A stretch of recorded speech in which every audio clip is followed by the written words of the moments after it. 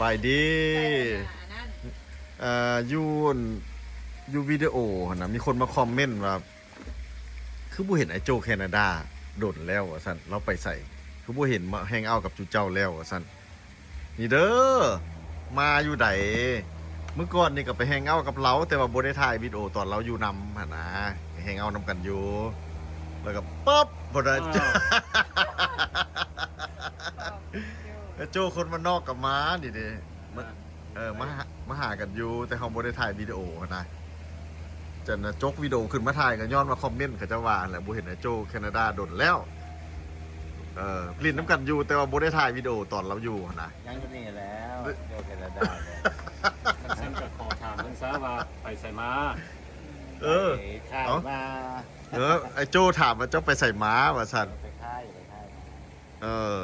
มันก็ลิ้นน้ำกันเลยเมื่อก่อนนี่ก็ไปลิ้นน้ำกันแต่ว่าตอนถ่ายวิดีโอเราบ่ได้อยู่น้ำนั่นนะแล้วคนบ่อยากเข้ากล้องโอ้มีคนเกินขึ้นฮอดเจ้าเด้อโจเนี่ยมีคนคอมเมนต์3 คนคอมเมนต์เรื่องนี้ขอใจหลายๆเด้อที่ว่าFC เดียวเป็นห่วงเนาะนอนเนาะแล้ววิดีโอจูเขาไปแฮงคันมาบางลาวก็แวลคัมเนาะมันสิมาหยอกมายามได้บ้านราชใจดีนี่แหละบอลนี่แวลคัมทุกคนเนาะเฮายินดีต้อนรับคนลาวคือกันแล้วก็มีน้ำใจเนาะท่านเพิ่นจะว่าคนลาวนี่ได้ว่ามีน้ำใจอีหยังก็แห้งแล้งก็ยาน้ำคลองแห้งแล้งก็ยาน้ำใจบ่แห้งเลยเด้อเราสั่งว่าเว้ยบางลาวนี่นะมาแล้วมากับเซตหาสิพารถไปลิ้นดอกคันบ่มีรถมีรางเนาะก็พอแก้ไขกันได้อยู่อันนี้มันบอลนี่เด้บอลที่ว่าต้อนรับแต่เงินรัดใจดีเลยเนาะบอลแฮงเอาท์เฮาอยู่นี่มาเลยยินดีต้อนรับเด้อหมดทุกคนแต่ว่าไม่ใจเดียวกะยาเนาะแต่ว่าใจมันใหญ่บ่แฮงมันใหญ่กว่าโลกอีกบ่ล่ะใจ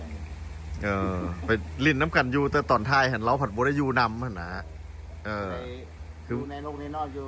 ยู่สหรัฐอเมริกาคันมาลิ้นมาเมืองนอกเมืองลาวเนาะแต่ว่าสิไปเสื้ออะไรว่าเมืองลาวเขาเจ้าบ่ให้เข้าน่ะมันบ่แม่นดอกอันนั้นมันข้าวปลอมจังซี่เนาะระวังโอ้ยว่าบ่อยากเว้าเรื่องนั้นเนาะเว้าเรื่องนี้แหละเฮาที่แนวแหลมสิม่วนที่ซื่อน่ะมาโลดขอบใจคนขึ้นฮอดเจ้าเนาะแม่นขอบใจหลายๆที่ว่ามีคนขึ้นฮอดธรรมดากับบ่ถ่ายได้นี่คนขึ้นเรื่องนี้มาคนก็เลยจกวิดีโอมาถ่ายเลยเพราะว่า3 คนถามค่อยเสร็จก็จะไม่คอมเมนต์นะว่าบ่เห็นเจ้าซั่นคันอยากเห็นหน้าเห็นตาเห็นตาค่อยก็มาเฮือนรัดใจดีนี้แล้วก็วิดีโอไอ้โจ้ก็บ่เห็นโจ้นอกเขาก็บ่เห็นเขาก็บ่ได้มาโดนแล้วก็บ่ได้เห็นโจ้แคนาดานำหั่นนะเขาเจ้าถามมาคือบ่เห็นแต่ว่ามื้อนี้เจ้าโชคดีหลายเจ้าเอาวิดีโอออกมาถ่ายมื้อนี้โอ้ค่อยคิดเรื่องนี้เขาก็เลยจกออกมาเลยซะเจ้าสิได้หลายวิวเพราะว่าไอ้โจแคนาดาเป็นคนมีชื่อเสียงดังเด้โอ้คนขึ้นฮอดเรา3ไปหายอดคอมเมนต์ได้ในประมาณง่อยก็สิว่าหลายล้านเติบได้มันไม่ได้น้อยได้โอ้ไปถ่ายรูปอยู่ดอดเซมสู้เนาะท่านหลวงนี่มีหาเมื่อก็ไป6มื้อไปบ่อยู่ท่านหลวงได้พอก่อยก็ไปเว้านะไปซื้อข้าวหลอกข้าวหลามปิ้งกรอบปิ้งไก่บ่เขาว่าหยอกว่าเยอะกับเจ้าเนาะแมนนี่แหละแล้ว FC แซดมาอันนั้นเด้มาถามเลยคอมเมนต์ว่าบ่เห็นในวิดีโอไอ้โจ้กับบ่เห็นโจ้แค่บ้านนอกกับบ่เห็นไอ้โจ้แคนาดาก็มีบาง FC เพิ่นคอมเมนต์เข้ามาอยู่เพิ่นว่าไอ้โจแคนาดานี่คือบ่เห็นเราแล้วตัวโจ้ก็ได้คือคอมเมนต์คือกันว่าคอยได้3พุ่นเพราะว่าแหละเพราะว่าคนเคยเล่นน้ำกันเนาะเคยอยู่น้ำกันแล้วก็ท่านหายหน้าหายตาแม่นท่านก็คอมเมนต์เข้ามาว่าโอ้คนนั้นเป็นจังไดเรายังอยู่หั่นบ่ถามแม่นแหละโอ้เจ้าก็เจอคือกันเนาะส่วนตัวข้าพเจ้านี่ก็ท่านที่ว่าแล้วก็มาอยู่บ้านป่ายชีวิตเนาะโตคนบ้านนอกก็มันว่าก็คือกันฮู้กันมาแล้วก็หลายปีแล้วถึงมาเฮาสิมาฮู้กันอยู่บ้านเกิดเมืองนอนกันแท้จริงเนาะคมแพงนี่มันแน่นแฟ้นเข้าใจแล้วบ่ถึงมาไปใส่มาใส่แล้วบ่มีรถมีล้างให้ความสะดวกเลยไปหาสถานที่เลยแล้วไปส่งใหม่พ่อพี่มานำกันก่อนคอยไปหับแล้วเนาะใช่ป่ะแล้วไปนอนหลังห้องแรมก็ไปหับไปกรมสรุปเนาะไปส่งพร้อมเนาะมันดีปานไหนละคนเฮาหายากเหมือนบ่ต้องทำเลยว่าคนเลยว่าหากันมาฮู้จักกันอยู่เมืองลาวได้เหมือนบ่ฮู้กันเมื่อพ่อคนกับพ่ออยู่บุญท่าหลวงเหมือนบ่แม่นว่ะไปเอาไปพ่อกันได้ยังไงอยู่บุญท่าหลวงย่างไปเจอกันโคโลรถว่ะท่านที่เขาถือกล้องถ่ายน้องไว้เอากับติดตามนี่ก็มายืนโคโลอยู่ต่อหน้าเฮาโอ้เดี๋ยวก่อนนั่นโจแคนาดาเป็น FC ว่ะแม เป๊ปซี่แล้วไปยืนโคโลอยู่ข้างหน้า แล้วคำเว่าทำอิฐว่าจังได ก็เห็นแล้วก็ว่ามันเป็นเจ้านี่เป็นคนเป็นยูทูบเบอร์คนบ้านนอกบ่แม่นแล้วโอ้แม่นละพอเป็นแท็กซี่แต่มันเพราะว่ามันแต่ความหักความแพงมันก็แน่นเป็นขึ้นเนาะการพัวพันน้ำเดือนละมือ อันที่ฮู้กันนี่ไหนไปย่างเจอกันอยู่บุญทัดหลวงนี่เนาะมันเป็นที่มา แล้วก็เป็นผู้แอปเป็นผู้เป็นผู้ด้วยว่าดาวตลกให้เพิ่นเลยไปเลยนะมันในมื้อนั้นน่ะนะทำกับพาไปวันเดือนผู้แสงผู้สาวกับงานอีกอย่างก็ไปหารถนะแต่ว่า โอ้แต่ขอเบอร์นี่ไม่ขอให้ตัวเองบ่หรือขอให้โจ้ คอยรวมทั้งสองแล้วเนาะ ไปขึ้นบ่ได้เลย เจ้าบ่าวทั้งค่ะ แสดงว่าเจ้าขอได้เจ้าเอาหมดเลยด้วย เจ้าว่า เจ้าแบ่ง ต่อ ให้ มาเป็น โจ้ ผู้ใดเบอร์ ก็สิแช่อยู่กันสิให้อยู่ได้ว่าพวกเกี่ยวบ่อยากได้เนาะบ่สนใจเด้ เอาเมียนซะบ่โจ้เจ้าบ่อยากได้ว่ะหือ ว้าวบาปกัน ว่าบาปไอ้โจ้หลายไอ้โจ้ก็หาซุมื้อนี่ก็ซอกหาอยู่นี่น่ะแล้วว่า เดี๋ยวนี้กำลังเว้ากับเราอยู่ หาบ่ได้อยู่แล้ว นี่ เรื่องเบอร์เรื่องอย่างนี้ โอ้ เรื่องผู้แสงผู้สาวกับพ่อซอกได้ครับที่ว่าล่ะเฮาก็เม่งมาเฮาก็มักว่ามักจ่าแด้แม่นบ่ แล้วมีคนขึ้นฮอดเจ้าเด้เขา แม่นวะ เอ้าก็เสร็จมาถามหาเจ้าเนี่ย คือฮอดกับมาโลด เอ แส อ ดงว่าเขาก็ถือใจเจ้า ถึกใจแต่เพิ่น มาโลดเมืองลาว เพิ่นสงสัยหั่นนะ เขา คือ ก็อยู่ บ่เห็น เมืองลาวแต่เขาบ่ได้ไปเราบ้านปลายชีวิตเขาก็เนี่ยวันฝังใส่มือคือใส่แห่เขาก็อยู่นี่แหละ นี่เราสั่งเว้าสั่งจ่าเด้อ ท่านว่าอยู่พุ่นก็มันอยู่มา40ปลายปีแล้วแคนาดาบ่น้อยเลยลงภูมิทานเด้สลบสน แปลว่าเจ้าเฮาทุกคนนี่คือกันเหมือนนะนี่โจ้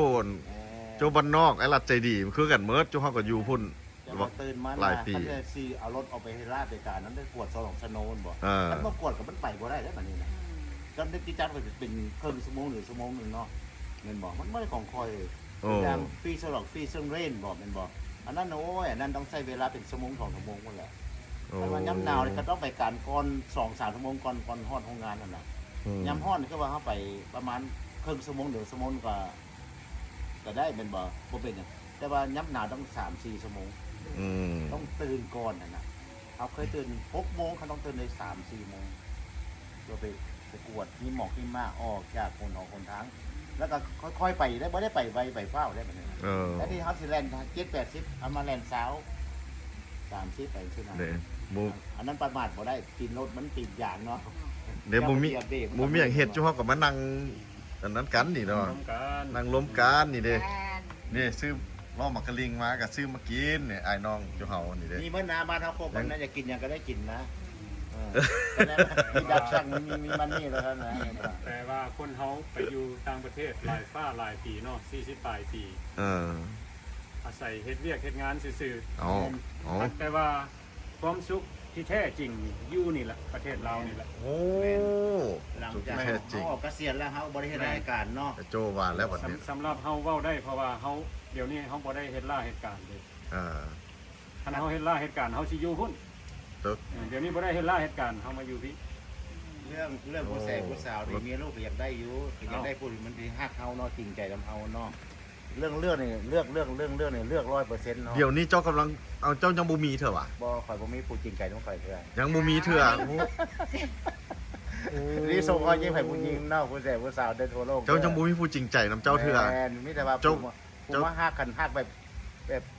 ยังหญิงอะนะพอแล้วมือแล้วอย่างแต่ละมือไว้แล้วก็แล้วกันนะ เจ้าก็ต้องจริงจังนํเขาเจ้าได้ โอ้ พี่ แต่สุดแต่จริงจังเนาะวันสุดท้ายว่าเขาบ่จริงจังนะมาเหมือนที่ แม่น เขาไปหาผู้ไม่เห็นที่ เจ้าเคยมีประวัติสมบ่ โอ้ยหลายสมัครซ้ำห้อยนี่หลาย โอ้เราเคยมีประวัติมาแล้วตามเราเว้านี่ คอยนี่ก็บ่อยากให้มันเป็นอีกเนาะ เราต้องระมัดระวังแน่เนาะ พวกยางพวกนี้นี่ก็คันสิบ่แล้วก็ส่วนหลายบ้านเฮามันบ่จริงใจ โอ้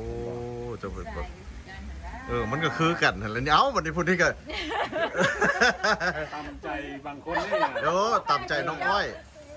ว่าจะโทษแต่ผู้หญิงว่าเขาบ่จริงใจผู้ชายก็บ่จริงใจคือกัน เจ้าต้องได้จริง เป็นบาง ไม่ค่อยเออ เจ้าต้องจริงใจนะข้าเจ้าก่อนติบอก จริงใจแล้วก็เจ้าแล้วก็เจ้าบ่จริ บาง ง ใจ อย่างนี่ค่อยก็บ่พร้อมนํคือกัน แม่ โอ้ โทษแต่ผู้หญิงฝ่ายเดียวคนถือไอ้โจ้ โอ้ มันต้องแฟร์กันทั้งสองฝ่ายนี่ผู้หญิงเขาก็แบบขันเจ้าจริงใจมาเขาก็จริงใจกลับ เอ เจ้า อ เขาบอกว่า หักได้กับเขาแล้วไปแล้วออดลาดกับผู้ใหม่สิเขาเอาได้เนาะ คันได้เมียผู้ดีได้เนาะได้เมียผู้งูได้สู้ผู้ดีเขาไปสิหักหอมแล้วยุงก็สิบ่ให้กัดได้มาก็สิบ่ให้ตอมหมด สันปัจจุบันเนี่ยเจ้ามีอยู่ในใจเจ้าละหวะ ค่อยก็มีแต่ว่ามันเขาเจ้าบ่จริงใจนะหมายก็ว่า มี มี มันบ่หักบุหัก มันจะพูดได้จังไหนว่าเขาบ่จ โอ้ ริงใจ ก็ฮู้แล้วบ่ฮักก็ทดลองมาหลายแนวเนาะ โอ้เราเลียมหมักเฟือง เรียก เขาสิมาเลียมได้เราก็ฮู้หมดไอ้โจ้น่ะ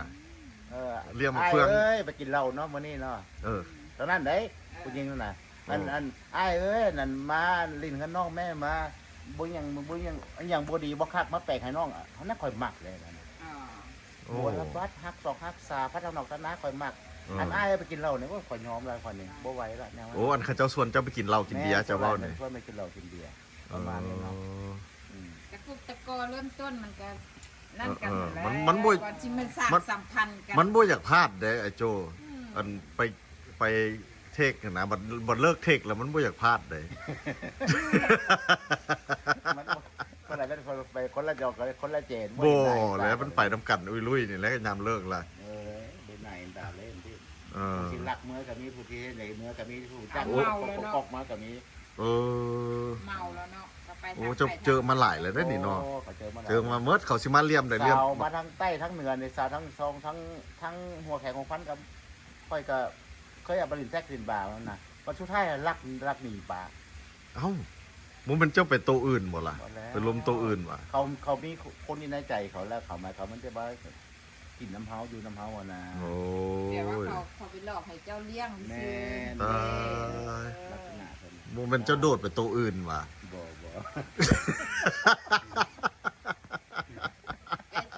เออโจ้ว่าจังได๋ น่าเจ้าก็ว่าสิมาโลดไอ้เต็มใจ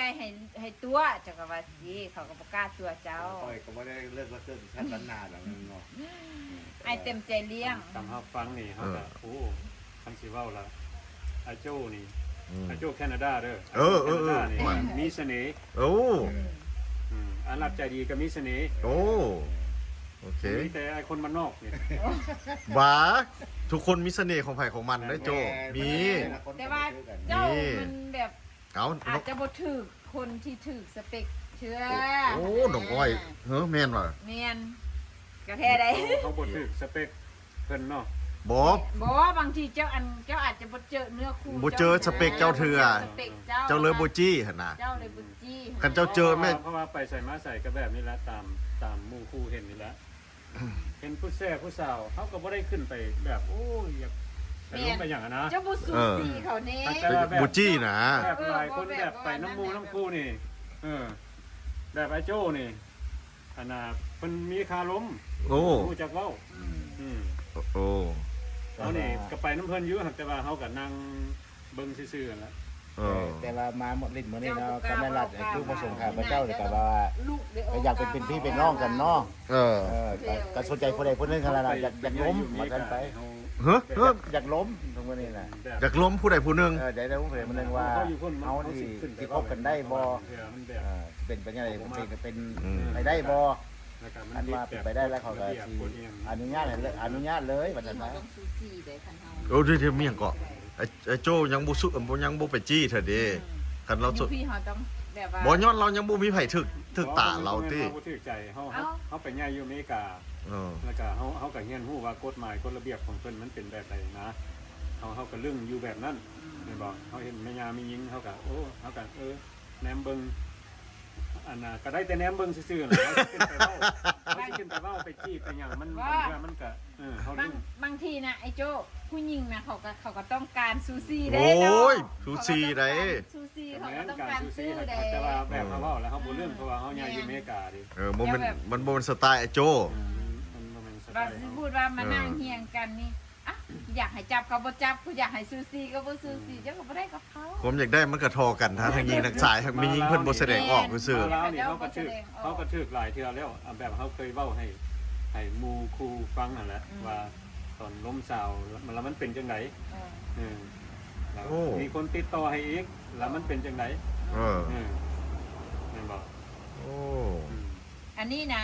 ข่อยกับไอรัดเคยถามเจ้าทีนึงแล้วเนาะว่าถามว่าสเปคเจ้าเป็นจังใดนั่น อันนี้ก็แบบอันนั้นอันนั้น แต่เราก็ยังบ่แงะออกมาจาก ยังบ่ เทื่อ เฮายังบ่ฮู้เนาะว่าสเปคแนวใด ยังบ่แงะออกมาเทื่อว่าสเปคเจ้าเป็นจังใดเพื่อบางทีข่อย เอาอัน ถึกสเปคเจ้าข่อยซ่อให้เจ้าได้ เอาว่าเป็นอันตัวอย่างซะคืออันสเปคไอรัดเป็นแนวใดเอา โอ้ เว้าย ให้ สเปค เว้า ไอ ให้ รัด เป็นแบบอย่าง คนน้อยๆขาวๆก้นงอๆหั่นแหละ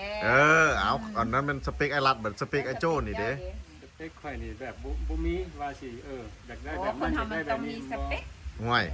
ขอให้กันเนาะ บ่มีซะหมดโจ้ อันนี้เว้าอีหลีแต่คันสิเว้าล่ะ เราก็เลือก เฮาก็แบบเป็นคนแบบบ่ได้เลือก อืม เขาเคยมีเมียมาทีหนึ่ง อืม เคยมีเมียทีหนึ่งเขาก็บ่ได้เลือกเพิ่นเอาให้เขาก็ โอ้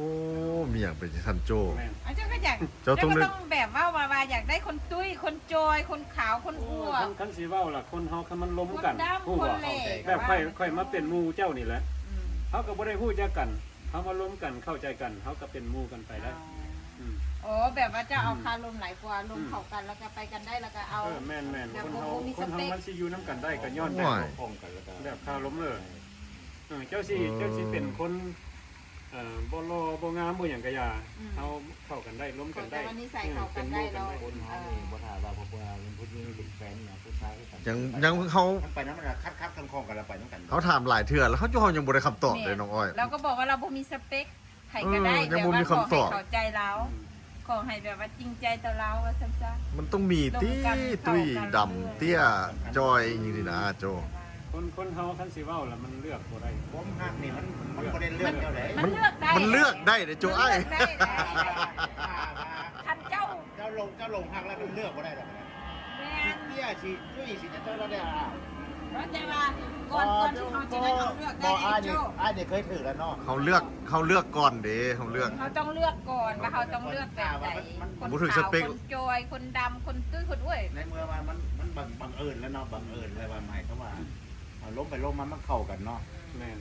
บ่มัน ขึ้นกับคาล้ม ขึ้นนะคะล้ม บ่มันถึกกันไต่ตองพิจารณาเฮาก่อนละได้เฮาจังไปลมพี่ มันสเปคแล้วเฮาจังไปลมเด้ เพื่อคอยว่าคอยบ่มักคนจอยเนาะก็มักคนใหญ่ๆแบบเนื้อในหนังเนาะ เออ ไปเป็นคนจอยกันนี้เห็นบอกบังเอิญนะ โอ้ บังเอิญนะเขาล้มเข้ากันเนาะมันหลับความหักมันไหลไปน้ำกัน เนี่ย เลย เป็นลมหลายคนมั่วได้เว้านี่นะจริง ค ๆมัน น นั่นแหละแบบแมนจะว่าแบบนี้กับแบบใครก็เคยได้ยินอยู่บางคนหันมักคนจอยแต่ว่าได้เมียคนใหญ่ เออ แบบนี้ มีอันนี้ก็มี เป็นน้ำที่ว่า เพราะว่า ใส่ใจโค เอา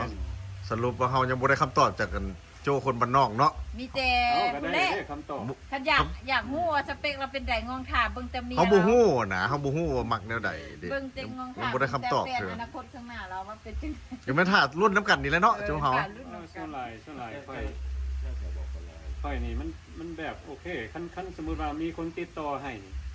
ก็ส่วนหลายก็มีแต่แบบคนติดต่อให้ล่ะขั้นค่อยคือว่าสิได้เนื้อคู่นะ โอ้ แต่ว่าเดี๋ยวนี้เล่นน้ำมูคู่นี่อันท่านเขาเจ้าไปล้มสาวว่าสิติดต่อให้เฮานี่เขาเจ้าก็ติดต่อให้ตัวเอง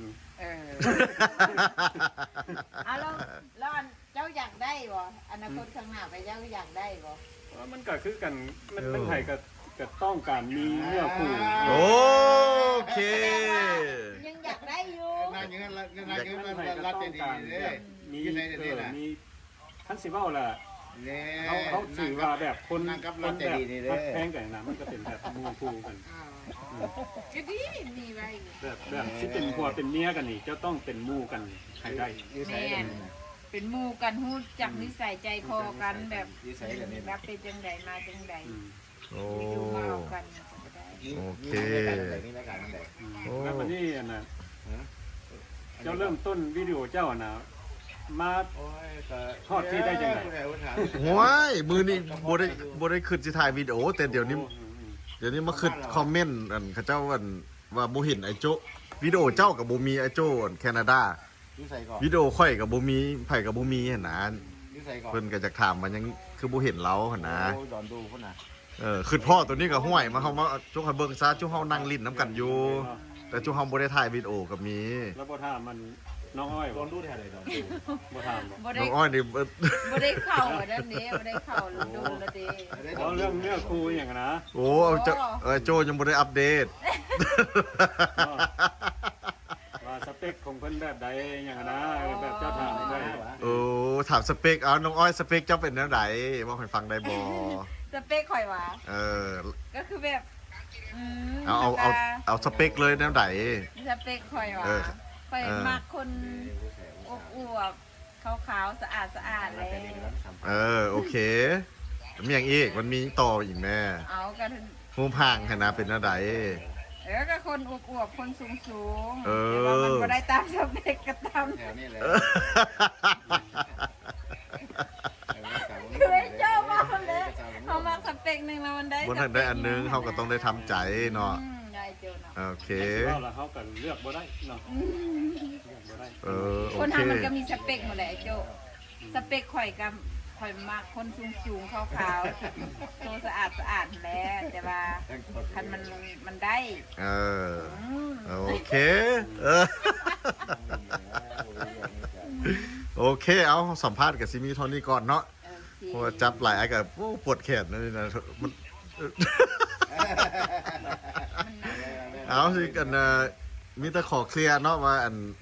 นี่ยังลิ้นอยู่กับไอโจแคนาดา แต่ว่า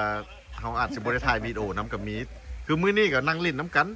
ก็บ่ได้คิดว่าสิถ่ายวีดีโอ รักใจดี แต่เมื่อคืนพ่อคอมเมนต์ของนั่นเข้าเจ้าเขียนมาก็เลยว่าจกออกมาถ่ายซะเนาะเอาสิได้ขอ แล้วได้เห็นแล้ว ได้เห็นแล้วเด้อนี่เด้อยังอยู่คือเก่า เด้อสาวสบายไว้ทุกคนทุกคน แล้ว เด้อ แล้วมือวันอาทิตย์นี่เจ้าเฮาก็วางแผนสิไปลิ้นน้ำกันเด้นี่ไปเฮาสิไปใส่ แห้งบ่อย เมื่อกี้กำลังสัมภาษณ์คักๆอยู่แล้วโทรศัพท์ดับวันนี้เจ้าเฮาก็เรามาตอบ กิน ตอ ข้า บ วเด้ ตอบคอมเมนต์นั่นหั่นแหละว่ามันนี่เด้เจ้าเฮาก็มาซุ่มแซวกัน แต่บ่ได้ถ่ายวิดีโอซื่อๆหั่นนะนั่น เด้อกินข้าวทุกคน ซุ่มแซวกันคือเก่านี่เด้อกินข้าวแรงแล้วบัดนี้โอ มีอ้อ เค หลามของพระบางมีอ้อหลามของพระบาง สิได้จบวิดีโอแล้วบัดนี้นะ ใส่อัวสวรรค์เขตเด้อคนต้องการติดต่อหา แซ่บ Love Living Laos อัน YouTube เราเนาะ มันเป็นช่อง YouTube ขึ้นใหม่ กับแม่นไอพ่อเฮาหั่นแหละไอพ่อกับเมียเพิ่นนั่น โอ้เราก็เห็นยูทูบอ่ะ น้องมานิจันทร์เฮ็ดแล้วมันลามนะน้องอ้อยเดี๋ยวเจ้านั้นน้องอ้อยก็เฮ็ดคือกัน จากนั้นเดี๋ยว โอเคเนี่ยกินข้าวกัน กินข้าวเด้อทอดไข่ตำมักแตงอ้อหลามหลวงพระบาง นี่แต่ยังคือเก่านี่กับไอโจ้แคนาดาคนเขาเจ้าถามหา ตามมาแตงเลยนะ เด้ไอโจ้บ้านนอก เหมือนเดิมหักแพงกันคือเก่านี่เด้น้องอ้อยนี่เด้กับไอ้รัดใจดีกินข้าวน้ำกันบางเทื่อเจ้าฮอกกับบ่ได้ถ่ายวิดีโอลง อยู่ก็อยู่นำกันทุกมื้อหั่นแหละ มื้อนี้กับบ่คิดว่าสิถ่ายสำนั้นคิดเรื่องคอมเมนต์นั่นก็จอกวิดีโอมาทันทีเลย โอเคเอาเว้าหลายอันน่ะตำบักแตกสิหมดก่อนขอจบวิดีโอก่อน พวงตำ เจอกันใหม่วิดีโอหน้า บาย